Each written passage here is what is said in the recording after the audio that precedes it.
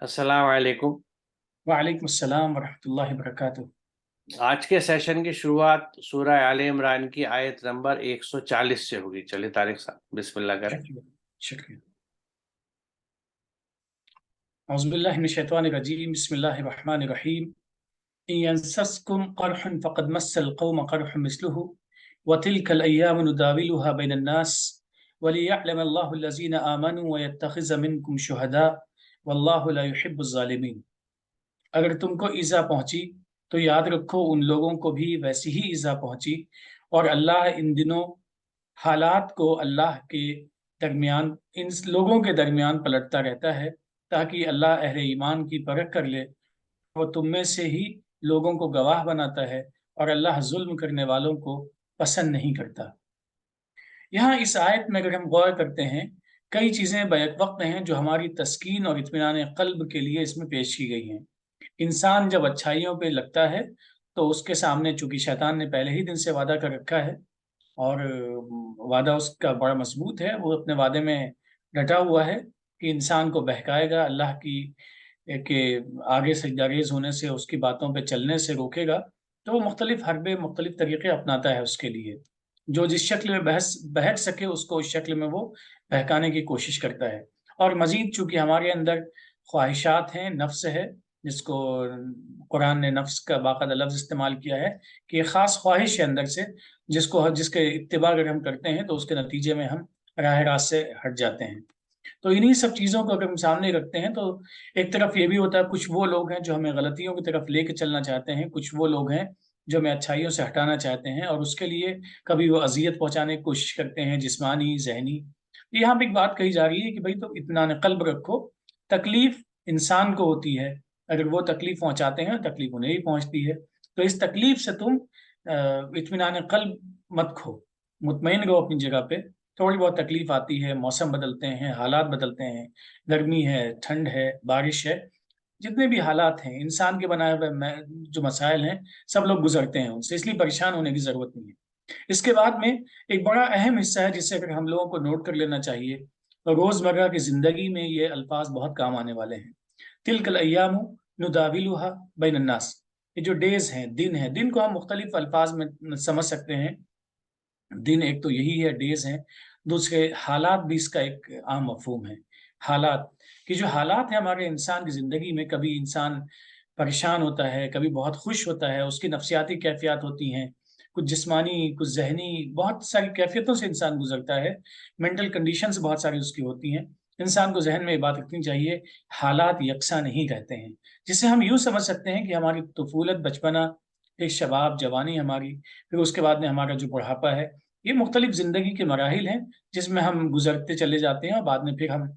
वापस चले आते हैं और जो मौत की हालत है, वहाँ पे शिफ्ट हो जाते हैं। यही हाल इंसान की ज़िंदगी में जो वाक़यात पेश आते हैं, किसी ने दिल दुखाया तो कल कोई खुश करने वाला भी होगा, गुर्बत है तो अमीरी के इम्कानात भी हैं, परेशानी है तो सहूलत के इम्कानात भी हैं। ये अय्याम, ये हालात इंसान के ज़िंदगी में बदलते रहते हैं। लिहाज़ा हालात की वजह से इंसान अच्छाइयों को छोड़ दे, नहीं हालात से मैं मुतासिर था इसलिए मैं सच नहीं बोल सकता। हालात से मैं मुतासिर था इसलिए मैं सही रास्ते पे चल नहीं सकता। हालात ने मुझे मजबूर कर दिया इसलिए मैं चोरी कर रहा हूँ। हालात ने मुझे मजबूर कर दिया इसलिए मैं क्यों तोड़ रहा हूँ। ये एक्सक्यूज़ सही नहीं है। ये इस तरह की जो बातें कही जाती हैं, कि कुरान मजीद ने इसी बात को बड़ी वज़ाहत से यहाँ पे कहा है, तिलकल अय्यामु नुदाविलुहा बैनन नास। लोगों के दरमियान में हालात आते-जाते रहते हैं। कल कोई तुम्हें परेशान कर रहा है तो वो एक मुमकिन है कल वो उसकी परेशानी, उसकी तरफ से आने वाली जो परेशानियाँ हैं वो आसानी में तब्दील हो जाएँ। जो परेशान करने वाला है वो खुद तुम्हारे साथ में तुम्हारा हामी और नासिर बन जाए। इसकी बहुत सारी वाक़यात तारीख़ इंसानी में मिलते भी हैं इस तरीक़े के। लिहाज़ा हमें इत्मीनान क़ल्ब के साथ में सही कामों पे डटे रहना चाहिए। इस आयत का एक दूसरा आखिरी पहलू है, वलियअलमल्लाहु allज़ीना आमनू व यत्तख़िज़ मिनकुम शुहदा वल्लाहु ला युहिब्बुज़ ज़ालिमीन। ये पहलू ये है कि अल्लाह ताला जानना चाहता है, मुख्तसर अल्फ़ाज़ में अल्लाह जानना चाहता है, कौन हक़ पे जमता है, कौन हक़ पे नहीं जमता है। यहाँ पे ये सवाल है, और ये सवाल इसके बाद की आयत में भी आएगा, उसके बाद की भी आयत में ज़हन में आना चाहिए कि क्या अल्लाह वाक़ई जानना चाहता है? हालाँकि अल्लाह के बारे में ये है कि वो तो गैब और शहादा, जो विज़िबल है, जो हिडन है, उन सब चीज़ों से वाक़िफ़ है। पूरी कायनात का खालिक है, पूरी कायनात से वाक़िफ़ है, पूरी कायनात का रब है, اسے کیا ضرورت ہے لوگوں کو جانچنے اور پرکھنے کی، جاننے کی؟ تو یہاں اس آیت میں اس بات کو ذہن میں رکھنا چاہیے کہ گویا اللہ تعالیٰ نے جو ایک نظام متعین کیا ہے صحیح اور غلط کا، صحیح نتیجہ نکلتا ہے جس نظام کے تحت، اس نظام پہ ہمیں چلنے کی ضرورت ہے۔ جو غلط نتیجہ دینے والا نظام ہے، یعنی نظام طریقے بتائے ہیں کہ ہم رائٹ ڈائریکشن میں جائیں گے تو یہ ہے، لیفٹ میں جائیں گے تو یہ ہے، اس نے ہمیں آپشن دے دیا ہے۔ اب ہم کس طرف چلتے ہیں یہ ہمارے اپنے اختیار میں ہے۔ اسی اختیار پہ کون چلتا ہے کون نہیں چلتا ہے یہ بعد میں طے ہو جائے گا۔ گویا کہ اس آیت کا بنیادی مقصد یہ ہے کہ اللہ کے نظام کے مطابق کون زندگی گزارتا ہے، ظاہری طور پہ اللہ تعالیٰ اس کو جان لے گا، اور وہ جانتا بھی ہے، اور جب جان لے گا تو اس کے مطابق اس کے نتائج منتج ہو جائیں گے۔ اسی کے مطابق نتائج منتج ہوں گے۔ یہ بات کہاں سے آ رہی ہے؟ یہاں سے آ رہی واللہ لا یحب الظالمین، کہ اللہ تعالیٰ ظلم کرنے والوں کو پسند نہیں کرتا ہے۔ ظلم کا مطلب جو لوگ صحیح آپشن نہیں چوز کرتے ہیں ان کو صحیح رزلٹ نہیں مل سکتا ہے۔ لہٰذا ہمیں ثابت قدم رہنا چاہیے، اچھائیوں پہ ڈٹے رہنا چاہیے، حق گوئی پہ ڈٹے رہنا چاہیے۔ حالات بدلتے رہتے ہیں اور حالات سے متاثر ہو کر غلط راستے پہ چلنے سے نہیں چلنا چاہیے۔ یہ وہ بات ہے جیسے عام طور سے ہم اپنی زبان میں گردش ایام کہتے ہیں کہ حالات لوٹتے پلٹتے رہتے ہیں۔ تو اس میں ایک پہلو یہ ہے کہ جو فیکٹرز ایذا تکلیف پہنچانے والے ہیں، زخم پہنچانے والے ہیں، ان کی تحریک جہاں سے بھی ہوتی ہے وہ اثر بھی وہیں پہ آتا ہے۔ یعنی اگر ایک چیز ہے جس کی وجہ سے کوئی تکلیف ہوتی ہے تو وہ کام جو بھی کرے گا اس سے وہ تکلیف ہوگی، irrespective آف دا فیکٹ کہ وہ کرنے والا جو ہے وہ مسلم ہے، غیر مسلم ہے، کس مسلک کا ہے، کس مذہب کا ہے، کس ملک کا ہے۔ اس سے یہ چیزیں بالکل الگ ہوتی ہیں۔ تو گردش ایام کے تحت جو بھی حالات جہاں جائیں گے یا جو حالات جو پیدا کرے گا اس کے نتائج اسی پہ آئیں گے۔ تو اس میں یہ یعنی ایک کنسولیشن کا بھی اینگل دکھتا ہے کہ مان لیجیے اگر یہاں پہ ہم یہ سین محسوس کریں کہ ایک جنگ کا موقع ہے جس میں کسی اسٹریٹجی میں کمی ہونے کی وجہ سے آپ کو ایک دن جھٹکا لگ گیا، نقصان زیادہ ہو گیا، اب آپ رات میں بیٹھ کے سوچ رہے ہیں میرے ساتھ کیسے ہوا یہ، تو اس میں آپ وجہ بھی جانیں گے اور یہ بات بھی سمجھیں گے کہ اگر یہاں ہم نے یہ چیز غلط کری تھی تو اس کے نتائج یہ ہونے تھے، اب ہم کل یا اگلی سٹیپ میں اس کی اصلاح کر لیں گے تو نتائج بدل جائیں گے۔ تو تکلیفیں جو ہیں وہ اپنی جگہ رہتی ہیں، گھومتی رہتی ہیں۔ اس کو ایک اور رخ سے سمجھنا بڑا ضروری ہے، کیونکہ یہ بڑی اہم بات ہے کہ تاکہ اہل ایمان کی پرکھ کر لے۔ دیکھیے اللہ جو ہے وہ تو یقیناً عالم ہے، علیم ہے، وہ ہر چیز سے واقف ہے۔ تو اللہ کسی کو پرکھے گا یا جانے گا کیا اور کیوں؟ کیونکہ اس کے پاس تو ہر چیز کا علم ہے۔ تو وہ دو باتیں ہیں، وہ جاننا نہیں چاہتا بلکہ جنوانا چاہتا ہے، سو دیٹ پیپل نو۔ اس کو جاننا نہیں ہوتا، وہ لوگوں پہ ظاہر کرنا چاہتا ہے، بتانا چاہتا ہے کہ ان کے ان اعمال کا نتیجہ یہ ہو رہا ہے، تاکہ اس سے سبق لینے والے سبق لے لیں، عبرت لینے والے عبرت لے لیں۔ دوسری بات یہ ہے کہ اب جو بھی حالات آتے ہیں، پہلی بات تو یہ ہے کہ وہ حالات جو ہیں وہ چاہے فرد ہو، سماج ہو یا قومیں ہو، ان کے جو بھی ایکشنز ہوتے ہیں ان کے نتیجے میں وہ ایک رد عمل ہوتا ہے۔ یعنی جو بھی وہ کام کرتے ہیں مقافات عمل کے تحت اس کے اثرات ان کے اوپر آتے ہیں۔ اور اس میں کبھی کبھی ایسا بھی ہوتا ہے کہ اگر ایک گروپ کی بات کریں، چاہے وہ کوئی بھی قوم ہو، یا اس میں اکثریت کی کسی غلط کام کی وجہ سے کوئی نتیجہ ظاہر ہو رہا ہے تو اس میں جو لوگ اس میں شریک نہیں تھے وہ بھی اس کے اثرات میں آتے ہیں۔ مثال طور پہ جو لوگ بہت احتیاط رکھتے ہیں کہ کوڑا نہ پھینکیں باہر، گندگی نہ ہو، پانی نہ سڑے، لیکن اکثریت اس طرف دھیان نہیں دیتی تو کوڑا بھی پھیلتا ہے، گندگی بھی ہوتی ہے، پانی بھی سڑتا ہے اور اس میں مچھر اور دوسری جراثیم بھی پیدا ہوتے ہیں۔ تو وہ مچھر، یہ جراثیم جب علاقے میں پھیلیں گے تو وہ اس شخص کے گھر اور خاندانوں کو متاثر کریں گے جو اپنی زندگی میں ہمیشہ احتیاط رکھتا ہے۔ کہ گندگی نہ ہو، خرابی نہ ہو، کیونکہ خرابی اگر وجود میں آ گئی اوور آل سسٹم کے خراب ہونے کی وجہ سے، تو اس کا شکار وہ لوگ بھی ہوتے ہیں جو براہ راست اس کے ذمہ دار نہیں ہیں۔ اسی لیے ایسی چیزوں کے لیے جو لوگ مفسدین ہیں، جو فساد پھیلاتے ہیں اس طرح کے، ان کے اوپر پکڑ اور جواب دہی جو ہے وہ اس پورے سسٹم کی ہو جاتی ہے جو ان کی وجہ سے خراب ہوا، بھلے ان کا کنٹریبیوشن بہت تھوڑا سا ہو۔ آپ کسی کو سمجھائے تو اکثر وہی یہ کہتا ہے کہ بھائی ذرا سا تو میں نے کوڑا پھینکا تھا، یا ذرا سا تو یہ پانی تھا، اس سے کون سی آفت آ گئی۔ یہی آفتیں جب ملٹی پلائی ہو کے ایک بڑی شکل لیتی ہیں، ایک افریت بنتی ہیں، ایک موذی مرض بنتی ہیں، تو اس سے سب متاثر ہوتے ہیں۔ تو کسی بھی وجہ سے جب ایک چیلنجنگ کنڈیشنز ہوتی ہیں، جس کو کبھی کبھی ہم آزمائش بھی سمجھتے ہیں یا کہتے ہیں، تو پہلی بات تو یہ ہے کہ اگر وہ ایڈورس کنڈیشن سے خراب حالات ہیں تو وہ اعمال کی وجہ سے آئے، کام ایسے تھے جس کی وجہ سے یہ آئے۔ اب دوسری اہم چیز یہ آتی ہے کہ ان حالات میں جو لوگ متاثر ہیں یا ہیں موجود، وہ ان سے کس طرح ایڈریس کرتے ہیں، ان کو کیسے ہینڈل کرتے ہیں۔ اس میں اگر انہوں نے اپنی عقل یا اپنی سوجھ بوجھ کے حساب سے جو انہیں سولوشنز دکھے اس کو لگاتے ہیں وہ، اور اللہ کے احکامات کی طرف نہیں آتے، تو ان کی سچویشنز مزید کمپلیکیٹ ہوتی ہیں۔ اگر ایک گروپ ایسا ہے جو یہ احساس کرتا ہے کہ یہ ہمارے اوپر جو بپتائیں آ رہی ہیں، جو پریشانی آ رہی ہیں، اس کی وجہ یہ ہے کہ ہم نے اپنا لائف اسٹائل اور اپنے سسٹم جو ہے وہ اللہ کے احکامات سے ہٹا رکھے ہیں، کیونکہ ہم اللہ کے احکامات سے واقف نہیں ہیں، تو وہ اس وقت کی سچویشن کو اگر اس وقت بھی اللہ کے احکامات کو سمجھ کے اور اس پہ کام کرنا شروع کرتے ہیں کہ میں اس سچویشن کو قرآن کے حساب سے اس طرح نمٹ سکتا ہوں، اس طرح میں سچویشن سے باہر آ سکتا ہوں، تو اب یہ رخ دوسرا ہو گیا۔ یعنی میں پھر اسے دہراؤں کہ ایک ہی سچویشن میں جو ایڈورس سچویشن ہے، خراب سچویشن ہے،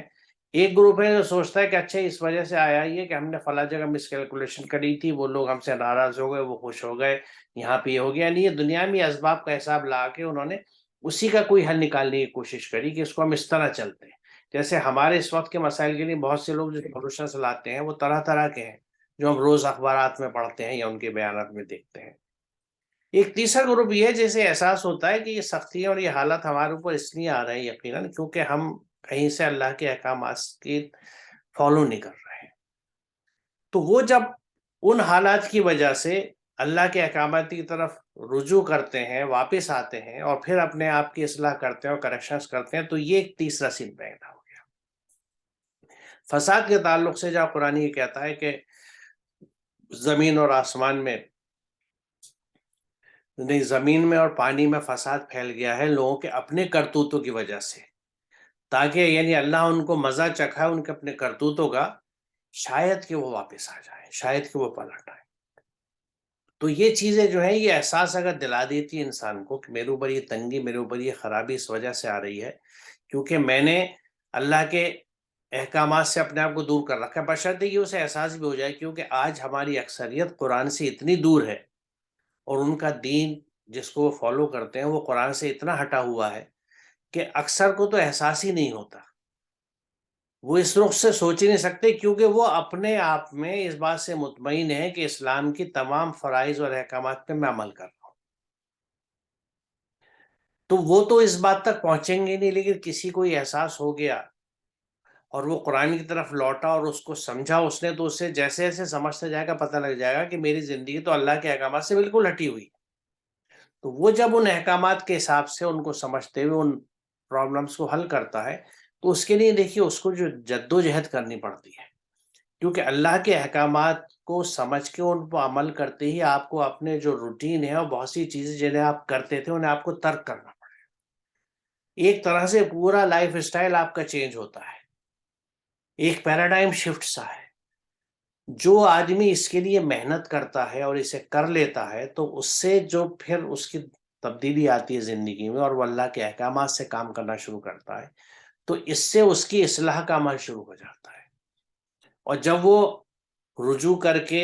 توبہ کر کے اپنی اصلاح کر کے اللہ کی ہدایت پہ چلتا ہے، تو وہ اللہ سے مغفرت یعنی حفاظت بھی مانگتا ہے کہ جو مجھ سے غلطی ہوئی تھی ان کے اثرات سے مجھے بچا لے، کیونکہ جو قرآن سمجھے گا وہ ان چیزوں کو سمجھے گا، تو ان سے بھی بچتا ہے، اور آگے بھی اچھے اعمال کی وجہ سے جب اچھے نتائج اس تک آتے ہیں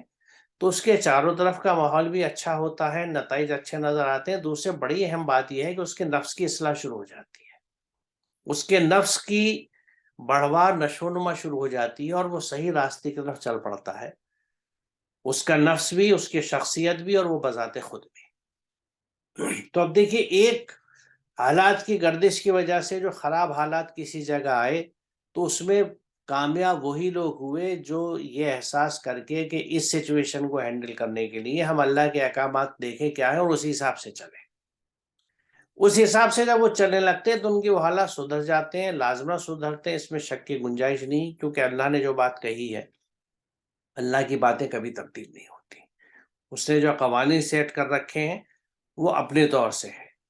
اور ان حالات کو جو اب لوگ دیکھتے ہیں، خود ان میں سے بھی اور دوسرے بھی، کہ انہوں نے اس طرح سے اگر اپنی روش بدلی، لائف اسٹائل بدلا تو اس کے اچھے نتائج سامنے آئے، تو انہی میں سے وہ گواہ کھڑے ہوتے ہیں جن کا یہاں ذکر موجود ہے۔ وہ شاہدین ہوتے ہیں جو دیکھتے ہیں اس تبدیلی کو اپنی آنکھوں سے، کہ ہاں ہم نے اگر یہ لائف اسٹائل اپنا چینج کیا، ہم نے ایک دفعہ طے کر لیا کہ ہمیں اپنے علاقے کو صاف رکھنا ہے، کوڑا باہر نہیں پھینکنا، صفائی رکھنی ہے، تو اس کے جو اثرات آتے ہیں اچھے، وہ ہم محسوس کر رہے ہیں اپنے آپ پہ، تو وہ خود گواہ بھی ہو جاتے ہیں اس کے۔ اور آخری بات جو بڑی اہم ہے کہ اللہ ظلم کرنے والوں کو پسند نہیں کرتا۔ اب یہاں بہت اہم چیز نوٹ کرنے کی یہ ہے کہ ظلم میں کسی پہ ذاتی جو کر لوں اسی کو میں ظلم نہ گنوں۔ ظلم کا ایک بہت بڑا اور تباہ کن پہلو یہ ہے کہ میں جب اپنے اوپر ظلم کرتا ہوں۔ میں اپنے اوپر ظلم کب کرتا ہوں؟ کہ جب میں اللہ کے احکامات پہ عمل نہیں کرتا اور اپنے منمانی انداز سے یا دیگر چیزوں کے حساب سے اپنی زندگی گزارتا ہوں، تو یہ وہ بہت بڑا ظلم ہے جو میں اپنے اوپر کر رہا ہوں۔ اور ایسے ظلم کرنے والوں کو یقیناً ناصبی کہ اللہ پسند نہیں کرتا، بلکہ اس نے یہ بھی کہا ہے قرآن میں کہ ان کو ہدایت نہیں ملتی، ایسے لوگوں کو، ظالموں کو ہدایت نہیں ملتی جب تک کہ وہ اپنے اصلاح نہ کریں، اپنے راستے نہ بدلیں، اپنی سوچ نہ بدلیں، اپنا طریقہ نہ بدلیں۔ تو جب بھی ہم اللہ کے احکامات کو، کیونکہ دیکھیے جو کتاب ہدایت ہے جسے ہم قرآن کو کہتے ہیں، وہ ہماری ہدایت کے لیے اتری ہے، یعنی اس کا بیسک مقصد جو ہے وہ ہدایت ہے، جس میں شروعات ہدی للناس سے ہے اور ہدی للمتقین پہ بات آتی ہے کہ انسانوں کے لیے ہدایت ہے۔ جب وہ اس ہدایت کو اپنا لیتے ہیں اور اس پہ چلنے لگتے ہیں تو وہ متقی ہو گئے، تقوی کے راستے پہ آ گئے، تو اب یہ ہدایت ان کو ملتی رہے گی، کیونکہ جب انہوں نے راستہ پکڑ لیا اور اللہ کی ہدایت کے حساب سے اپنی زندگی کے سفر پہ لگ گئے، تو اب انہیں ہدایت بھی ملتی رہے گی اور اس کے انہیں فائدے بھی ہوتے رہیں گے۔ تو اگر اس روش پہ ہم نہیں چلتے اور اللہ کے احکامات پہ نہیں چلتے تو ہمارے لیے نت نئی قسم کی پریشانیاں، بیماریاں، تکلیفیں، بے چینیاں وجود میں آتی رہتی ہیں، اور یہ بنیادی وجہ یہ ہوتی ہے کیونکہ ہم اپنے اوپر ظلم کر رہے ہیں۔ اللہ کی آیات کا کتاب ہدایت تھی، اس کا مقصد تھا ہدایت لینا، ہم نے اس سے ہدایت نہ لی، کیونکہ نہ ہم نے اسے سمجھا نہ اس پہ عمل کیا، تو یہ ہم نے قرآن کے ساتھ ظلم کیا، اللہ کی آیات کے ساتھ ظلم کیا، جو نبی ان پیغامات کو، کتاب کو لے کے آئے تھے، ان کے ساتھ ظلم کیا ہم نے۔ تو یہ ظلم جو ہے یہ پوری انسان کو، افراد کو، سماج کو برباد کر دیتا ہے، اس لیے اللہ تعالیٰ اس کو پسند نہیں کرتا۔ یعنی مختصر ہم یہ کہہ سکتے ہیں کہ اللہ تعالیٰ نے جو چیز جس مقصد کے لیے دی ہے اس کو اس مقصد سے ہٹا دینا، اس جگہ پہ اسے نہ رکھنا، اس کی تبدیل شکل کر دینا، اس کا استعمال تبدیل کر دینا، یہ سب ظلم میں شامل ہوتا ہے۔ تو ہم نے آج قرآن کی، ہماری اکثریت نے قرآن کو اس کی جگہ سے ہٹا رکھا ہے، اللہ کی آیات کا وہ استعمال نہیں کر رہے جو کرنا چاہیے، تو یہ ہم ظلم کر رہے ہیں اپنی ذات کے اوپر بھی اور اللہ کے احکامات کے اوپر بھی۔ تو یہ بہت واضح اور بہت اہم چیز ہے جو ہمیں یہ سمجھاتی ہے کہ یہ حالات جیسے بھی ہوں، اگر ان کو آپ ایڈریس کرتے ہیں اللہ کی ہدایت کے مطابق، تو نہ صرف یہ کہ آپ ان سے باہر آ جاتے ہیں، بلکہ آپ کی اپنی گروتھ بھی ہوتی ہے، آپ کو یعنی بینیفٹس بھی ہیں، آپ کو بونس بھی ملتا ہے اس چیز کا۔ اور اگر نہیں آتے اس وقت بھی آپ اور اپنے حساب سے ان چیزوں کو ٹیکل کرتے ہیں، تو آپ مزید سچویشنز کو کمپلیکس بنا لیتے ہیں، مزید کرٹیکل ہو جاتی ہے، مزید خراب ہو جاتی ہے، اللہ یہ کہ معاملات بالکل کلیپس ہو جائیں۔ چلے آگے چلتے ہیں طارق صاحب۔ گویا اس میں ایک بات جیسا بھی آپ نے فرمایا کہ چیزیں کمپلیکس ہو جاتی ہیں اگر چیزوں کو ہم مشکلات کو حل کرنے کے لیے حل اس جگہ سے تلاش نہ کریں جہاں سے تلاش کرنا چاہیے. جی یہ ایک بہت ہی پیچیدہ مسئلہ ہے، اور یہ تقریباً ہم غلطی کئی مرتبہ بھول جاتے ہیں کہ ہمیں حل کہاں تلاش کرنا چاہیے. کہ اگر ہماری ہڈی ٹوٹ گئی ہے تو ہمیں ڈینٹسٹ کے پاس جانا چاہیے، یا اگر ڈینٹسٹ کے پاس جانے کی ضرورت نہیں ہے، کوئی اور مسئلہ ہے، کہاں پہ جانا چاہیے. ظاہر سی بات ہے، جو الکتاب سے جو چیزیں ہمارے پاس میں آئی ہیں اس سے اگر ہم استفادہ نہیں کرتے ہیں تو مشکلات یقینی طور پر بڑھتی چلی جاتی ہیں. بے اس شک. آیت کے بعد دوسری آیت ہے وَلِيُمَحِّصَ اللَّهُ الَّذِينَ آمَنُوا وَيَمْحَقَ الْكَافِرِينَ، اور تاکہ اللہ اہل ایمان کو صاف کر دے اور کفر کرنے والوں کو مٹا دے. اس آیت کو دیکھنے پہ ایسا لگتا ہے کہ یہ بس ابھی کوئی فیصلہ ہوا جا رہا ہے، حالات آئے اور فیصلہ ہو گیا. یہ اس کا ظاہری مفہوم جو ہم عام طور پہ کبھی غلطی سے سمجھ لیتے ہیں، حالانکہ ایسا نہیں ہے. اللہ نے نظام بنایا ہے، اعمال مرتب کیے ہیں اور اعمال کے نتائج طے کیے ہیں. جو مشکلات ہیں، مصیبتیں ہیں، سخت حالات ہیں، تو ان سخت حالات میں جو لوگ جمے رہتے ہیں، ڈٹے رہتے ہیں، ان سب کا مقصد کیا ہے کہ انسان جب صحیح ڈائریکشن میں چلتا ہے تو وہ ایک الگ چلا جاتا ہے، غلط ڈائریکشن میں چلتا ہے تو الگ چلا جاتا ہے. گویا کہ جو سخت حالات انسان کی زندگی میں آتے ہیں یہ اس کے نفس کے تزکیے کا ایک خاص موقع ہوتا ہے، جس کو قرآن نے خود استعمال کیا، نفس کا تزکیہ، نفس کی کو پاکیزہ بنانا، پیوریفیکیشن آف دا سول کہہ سکتے ہیں. اس کا یہ ترجمہ بہت صحیح نہیں ہے، لیکن لفظی طور پہ اس کو ہم اس طرح سے ٹرانسلیٹ کر سکتے ہیں کہ اپنی روح کی صفائی کر لی جائے یا اپنے باطن کو صاف کر لیا جائے. اس عمل کا موقع انسان کو ملتا ہے. جو لوگ یہاں جس طرح کی کوشش کرتے ہیں، جب اپنے آپ کے تزکیہ کر لیتے ہیں، اپنے باطن کو صاف کر لیتے ہیں، تو ایک الگ گروپ میں شامل ہو جاتے ہیں. اور جو اپنا تزکیہ نہیں کر پاتے ہیں اس میں ناکام رہتے ہیں اور ان کے اوپر خواہشات کا غلبہ ہوتا ہے، وہ اپنی خواہشات کو ہی اپنا الہ بنا لیتے ہیں. تو اس کا نتیجہ یہ ہوتا ہے کہ وہ دوسرے جو منفی نتائج ان کو ملنے والے ہیں اس گروپ میں شامل ہو جاتے ہیں. تو یہ بڑی اہم چیز ہے کہ ہم کو سمجھ لینا چاہیے کہ اللہ تعالیٰ، پھر سے ہم ریپیٹ کر رہے ہیں ابھی، جیسا کہ آپ نے بھی اس طرف اشارہ کیا کہ اللہ علیم ہے، عالم، ہی نوز ایوری تھنگ، کہ وہ علیم ہے. علیم کا مطلب اب اس کے آگے کوئی بات نہیں کہہ سکتے کہ وہ عالم ہے، سب سے زیادہ جاننے والا ہے، کہ وہ ہر چیز کو جاننے والا ہے، علیم بھی سب کی خبر ہے. اس کے باوجود اس کو کیا ضرورت ہے کہ وہ ٹیسٹنگ کچھ اس طرح کے ایگزام سیٹ کرے کہ آپ ایسا کریں تو ایسا ہوگا، ایسا کریں تو ایسا ہوگا. یہ ایسا کچھ نہیں ہے، بلکہ اس نے ایک باقاعدہ نظام متعین کیا ہے تطہیر اور تزکیے کا، کہ جس کو بھی جو آپشن ملتا ہے اپنی زندگی میں، وہ جس طرف جانا چاہے گا اس کو ویسا ہی نتائج مل جائیں گے. اب ظاہر سے اس کے لیے دو خاص الفاظ استعمال کیے گئے ہیں. ایک لفظ ہے اہل ایمان کا یعنی مومن، اور دوسرا لفظ ہے اہل کفر یعنی کفر. یعنی ایک وہ گروپ ہے جو ماننے والا ہے، ایک وہ گروپ ہے جو ماننے والا نہیں ہے. تو جس طرف بھی انسان جانا چاہتا ہے جا سکتا ہے، نتائج اس کے اعمال کے مطابق ہی ہوں گے. اس میں ڈاکٹر صاحب میں ایک بات کہوں کہ ہم یہ کہیں گا کہ ایک گروپ ماننے والا ہے اور ایک نہیں ماننے والا، اگر ہم یہ کہیں کہ ایک گروپ عمل کرنے والا ہے اور دوسرا عمل نہ کرنے والا ہے، کیونکہ ہماری بڑی خرابی یہ ہے کہ ہم ماننے میں بڑے پکے ہیں، جس کو ہم ایمان کی مضبوطی کہتے ہیں، کہ اللہ پہ ایبسولوٹ یقین صاحب، توکل اتنا کہ میں سڑک پہ بھاگ کے کراس کر لوں یا رانگ سائڈ بائک چلا لوں، اللہ پہ بھروسہ ہے میرا کچھ نہیں ہوگا. یہ انتہائی توکل کی، اسے ہم توکل کہتے ہیں. لیکن ایمان جو ہے وہ اگر صحیح عمل سے نہ جڑے، یعنی قرآن کے مطابق اللہ کے احکامات کے حساب سے عمل پہ نہ ہو، تو وہ ایمان محض ایک عقیدہ رہ جاتا ہے، کبھی بھی پریکٹس نہیں بنتا، کوئی یعنی نظام یا لائف اسٹائل کی شکل میں وجود نہیں آتا جو آج ہماری اکثریت میں ہے کہ بات صرف ایمان تک ہے. تو یہ یقیناً وہ لوگ ہیں جو ایمان رکھتے ہیں اور اس کی روشنی میں اسی کے مطابق عمل بھی کرتے ہیں. ہمارے یہاں عمل کا فقدان ہے. یہاں دیکھیے یہ جو لفظ ہے یعنی المحسو کہتے ہیں بنیادی طور سے کسی چیز کو اس کی برائیوں سے، عیوب سے پاک کر دینا، اس کی خرابی نکال دینا. اس لیے سونے کو جب آگ میں تپا کے اس کی جو امپیورٹیز ہیں ان کو صاف کیا جاتا ہے اور اسے کندن بنایا جاتا ہے تپا کے، جس کو مثال کے لیے بھی ہم استعمال کرتے ہیں کہ آگ میں تپ کے ہی سونا کندن بنتا ہے. یہ پروسیس اسی صفائی کا ہے جس کے لیے یہاں اہل ایمان کے تعلق سے اللہ تعالیٰ کہتا ہے کہ جو لوگ ایمان لے آئے ہیں، ہمارے نظام امن میں آ چکے ہیں،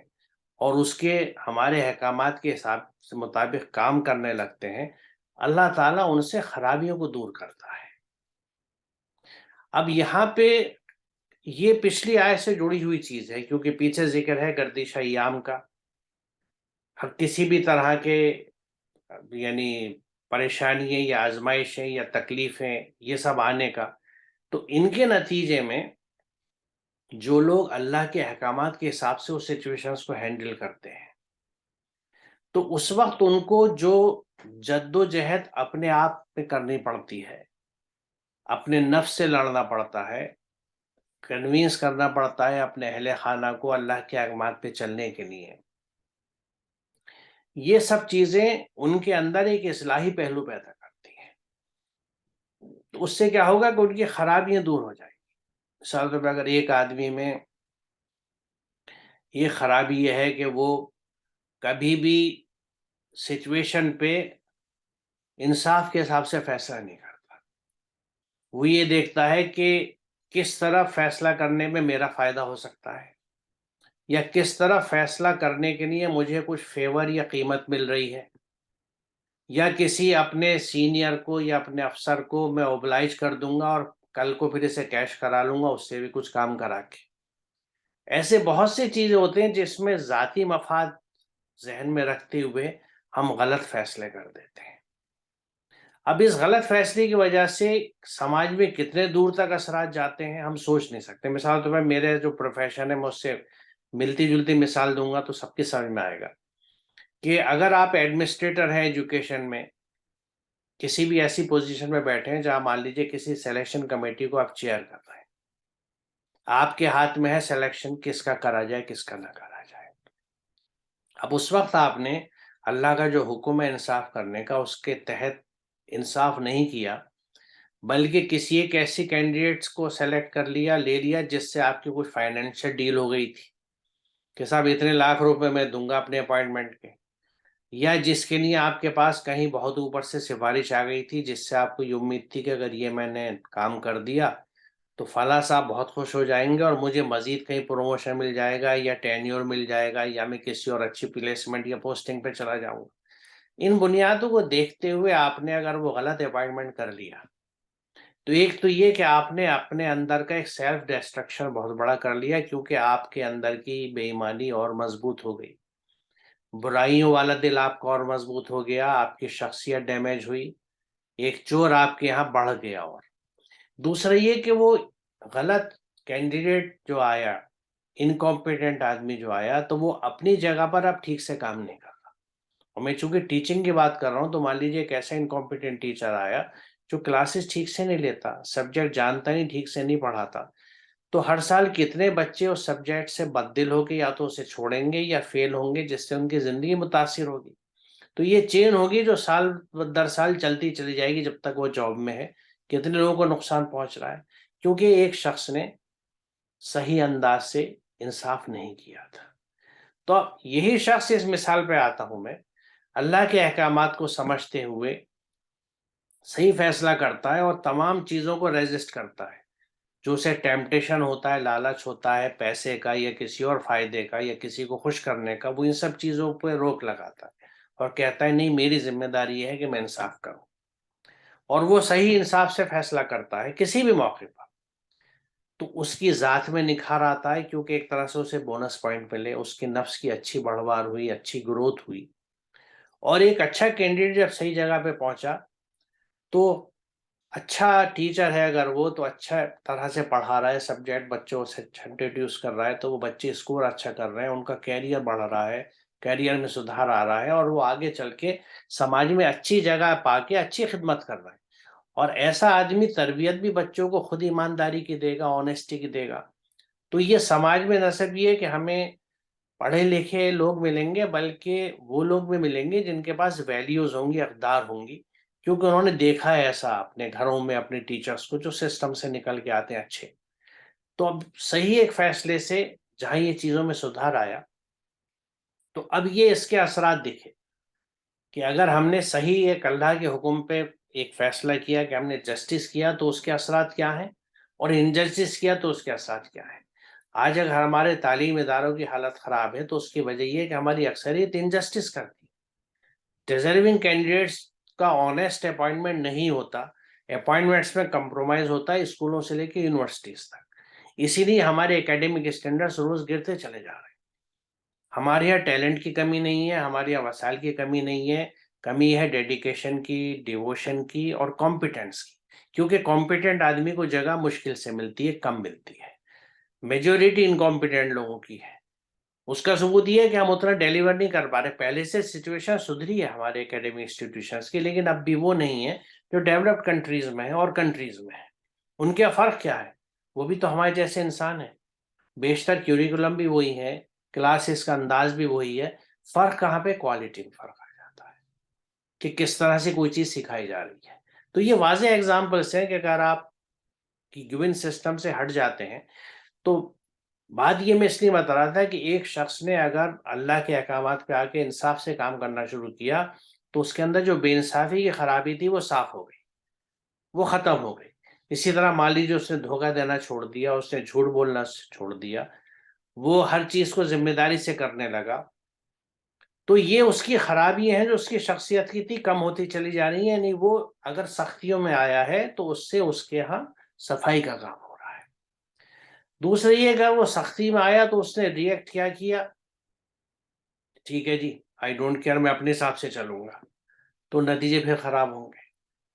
کوئی ایسا بے حس ہے کہ اس نے اس چیز کو نوٹس ہی نہیں کیا کہ بھائی ٹھیک ہے ایسا ہے ڈال دو، میں جتنا کر سکتا ہوں کر لوں گا، تو بھی نتیجے اچھے نہیں ہوں گے۔ تو یہ صفائی کا کام جو ہے یہ وہیں پہ ہوتا ہے جو اس صفائی کو ایکسیپٹ کرتا ہے اور اس پروسیس میں آ جاتا ہے۔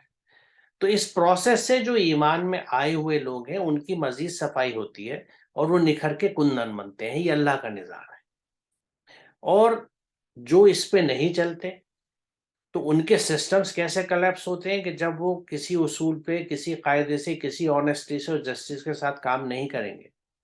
تو نتیجتاً ان کے نتائج جو ہیں ان چیزوں کے خراب ہوتے چلے جائیں گے، اور وہ خراب نتائج ان کو بھی اور ان کی سوسائٹی کو بھی، ان کی سماج کو بھی، سب کو متاثر کریں گے۔ تو یہ معاملہ صرف کفر اور ایمان کا نہیں ہے، یہ ان ریئلٹی میں لائف اسٹائلز کا ہے کہ میں اگر آنیسٹلی سے، ایمانداری سے کام کر رہا ہوں، ڈیووشن سے، سنسیئرٹی سے، محنت سے، تو میرے پورے سماج اور سرکل میں اچھے اثرات ہیں، اس کے لوگوں میں گروتھ ہو رہی ہے۔ اور اگر میں ایسا نہیں کر رہا تو اس کے برے اثرات ہیں، لوگ خراب ہو رہے ہیں، متاثر ہو رہے ہیں، بد امنی پھیل رہی ہے۔ ادھر کفر ہے کیونکہ اللہ کے گیون انسٹرکشنز کو ہم فالو نہیں کر رہے، یہاں گیون انسٹرکشنز کو فالو کر رہے ہیں، یہ بنیادی فرق آ جاتا ہے۔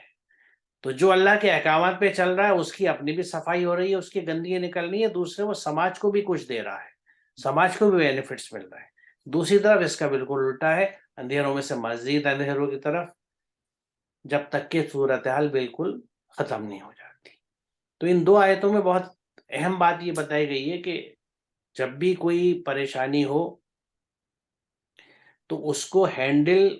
اسی طرح کرنا چاہیے جو اللہ کے احکامات ہیں۔ ہم اگر اپنی اسٹریٹجیز ڈیوائز کریں گے تو حالات سدھریں گے نہیں۔ یہ ہم پہ بھی خاص طور سے لاگو ہوتی ہے کیونکہ ہمارے حالات جب بھی جس دور میں جیسے بھی رہے، ہم نے ان کو بائی اینڈ لارج قرآن سے ہینڈل کرنے کی کوشش نہیں کری۔ اگر یہ کوشش کہیں پہ ہوتی تو اس کے لیے پہلی سٹیپ یہ تھی کہ ہم سب قرآن کی طرف لوٹنے کی کوشش کرتے۔ جس طرح پچھلے کچھ سالوں میں کچھ واقعات کی وجہ سے ہم نے تعلیم کے نعرے لگایا، تعلیم کی طرف لوٹے، تو ہم نے کوشش کری تو کچھ ہمارا انرولمنٹ بڑھا ہے، پرسنٹیج بڑھی ہے بچوں کے پڑھنے کی، اسکول جانے کی، ڈراپ آؤٹ کچھ کم ہوا ہے کیونکہ اس طرح محنت کری۔ ابھی تک ہم نے محنت یہ نہیں کری کہ ہمیں قرآن کو اپنی زندگی کا حصہ بنانا ہے، اس کو سمجھنا ہے، اس پہ عمل کرنا ہے۔ اسی لیے یہ جو چھوٹے موٹے یعنی سمجھیے کہ ٹٹ بٹ ایفیکٹس ہیں، سولوشنس ہیں، یہ تھوڑے سے فائدے اور وقتی تو دے رہے ہیں لیکن دیر پر فائدے نہیں دے رہے، کیونکہ ہم پڑھے لکھے انسان تو بنا رہے ہیں لیکن ایسے پرفیکٹ انسان نہیں بنا رہے جو ایک اچھے ہیومن بینگ ہو، کیونکہ انہیں اس کتاب سے ہم نے آج بھی نہیں جوڑا اور اس کی کنسرٹڈ ایفرٹس آج بھی نہیں ہو رہی ہیں۔ تو اس کے اثرات پھیل رہے ہیں چاروں طرف، بہت پھیل چکے ہیں، اگر اب بھی ہم نے اسے کنٹرول نہیں کیا تو یہ مزید پھیلیں گے۔ میں خیال میں طارق صاحب آج ہم یہاں رکتے ہیں، جی مناسب ہے۔ انشاءاللہ اگلے سیشن میں اس سے آگے چلیں گے۔ السلام علیکم۔ وعلیکم السلام۔